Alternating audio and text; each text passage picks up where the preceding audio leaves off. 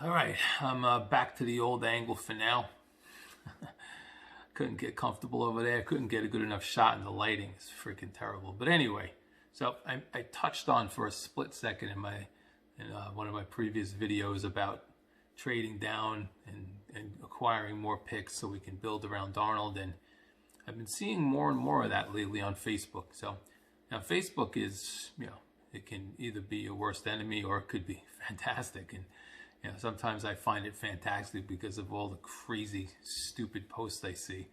And on my podcast, I actually do like a segment where I just read out some of the posts. Maybe I'll do that here too. It'll give me some more material. Anyway, that's not what I came here to tell you. So I've been seeing a lot of these we should trade down and build around Sam posts, right?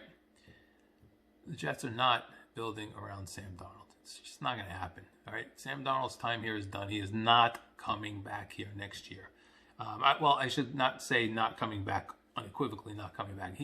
There's a small chance Sam Darnold may be here and sitting on the bench and, competing for the job, whatever. But the Jets are not trading down so they can build around Sam Darnold. No, it's not happening.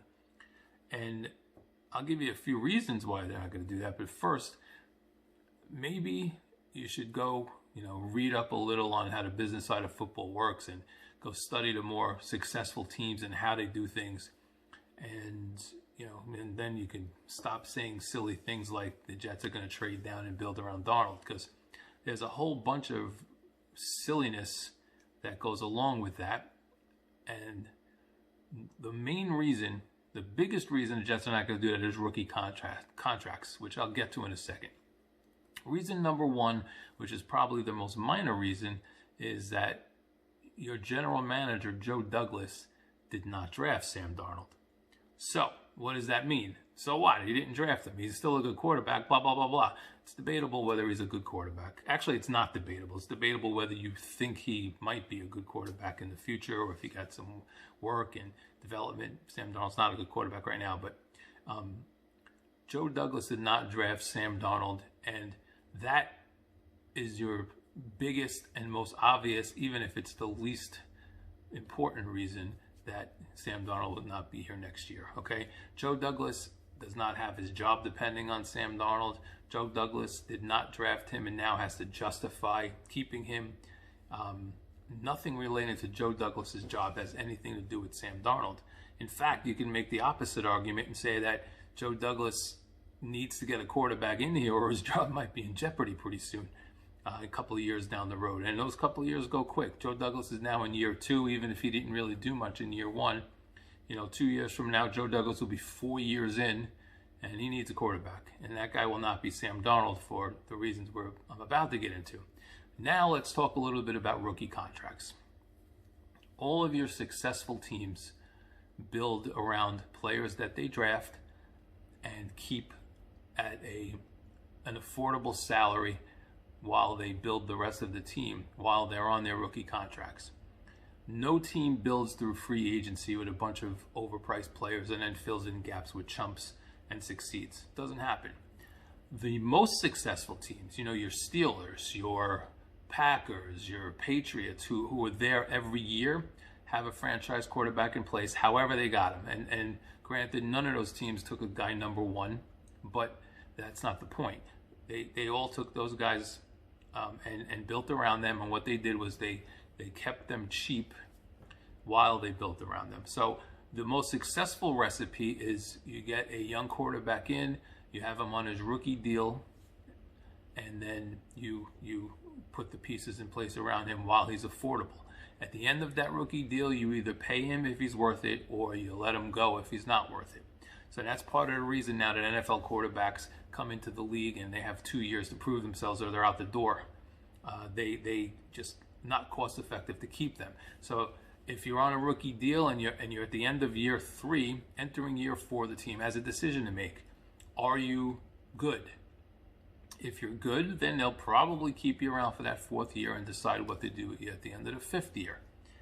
If you're doing really well, then obviously they extend you. They give you an extension, they sign you and lock you up for a few more years, hopefully at what they consider to be a discount, where if they waited until you got to the end of your 4th year, it might be even more.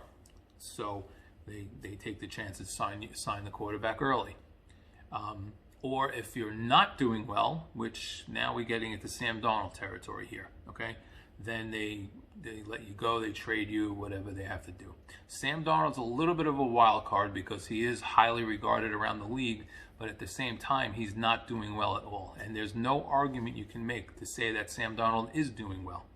You can make the argument that it's the Jets' fault as opposed to Sam Darnold's fault, that he's not a terrible quarterback, that the Jets just have done him wrong. And if you want to make that argument, I would agree with you. I'll agree with that. But it doesn't change the fact that he's not good.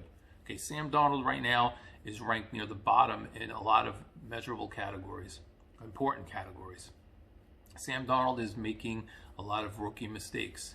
Sam Darnold is making a lot of the same bad reads and what's the word I'm looking for here? Bad reads and high risk throws that he was making in college. Sam Darnold also in his third year, and granted he's been hurt, whatever, what else, but that's the other part. He can't stay on the field. But there are quarterbacks who have been in the league 1 year, 2 years, and of course the same 3 years as him who are doing much better. You have, there's a list of quarterbacks who, a third of the league is quarterbacks who have been drafted in the last 3 years, and just about every single one of them is doing better than our boy Sammy boy. Now, I love Sam Darnold. I think he's a great kid. I think he is a stand-up guy. And yes, I agree with a lot of you that Sam Darnold could be a good quarterback if he's groomed properly and developed. But that will not, I repeat, and say it with me, everybody, it will not be with the New York Jets. Sam Darnold will not be here next year. If he is, it will be as a veteran presence, for lack of a better word. If Trevor Lawrence is not ready, he'll be competing for the job.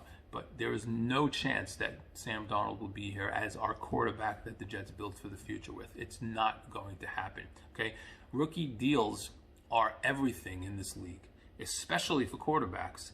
Years ago there was no free agency. In the 90s they got free agency, and then I don't remember when, 10 years ago, 6 years ago, 4 years ago. You get to be my age and time flies. But they put in rookie contracts where a guy coming out of college can't just negotiate the best deal he can get. Now they have it's slot rated. You go in, if you're the number 1 pick, you can get this much. If you're the number 2 pick, you can get this much, and then so on down the line. The best teams, the better ones who draft well, keep these players on rookie contracts and then strategically decide which ones they're going to keep. That rookie contract plays a huge part in everything these teams do, especially quarterback. And especially in a situation like Darnold's in now, where he has not played well, his rookie deal's ending. There is a franchise quarterback that everyone looks at as just about a can't-miss prospect out there waiting. The Jets have a general manager who came in after Darnold was drafted.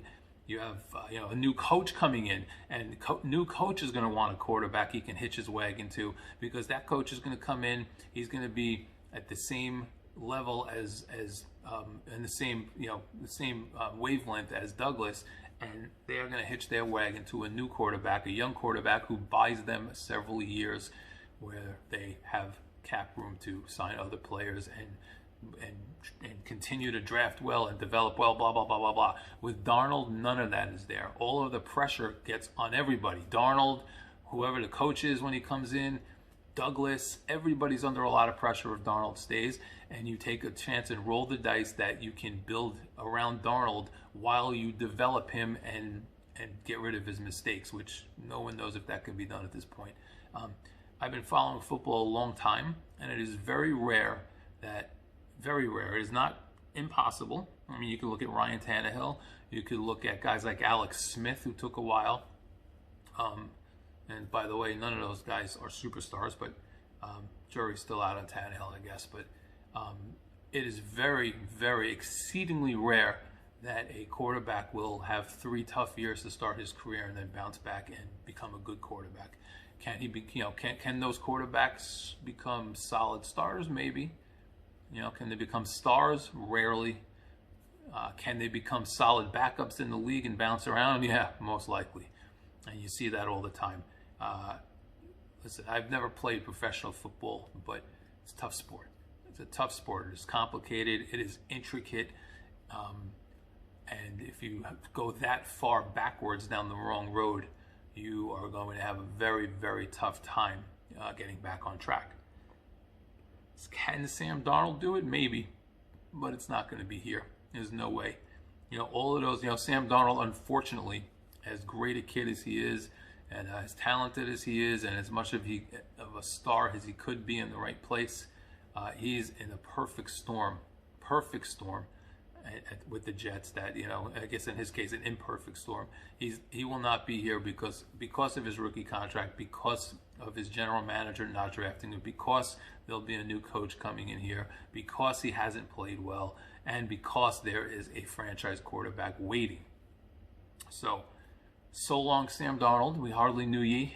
I really do hope the kid goes somewhere and succeeds, hopefully in the NFC somewhere, because we don't need to see him often here in the AFC. Once every 4 years is enough.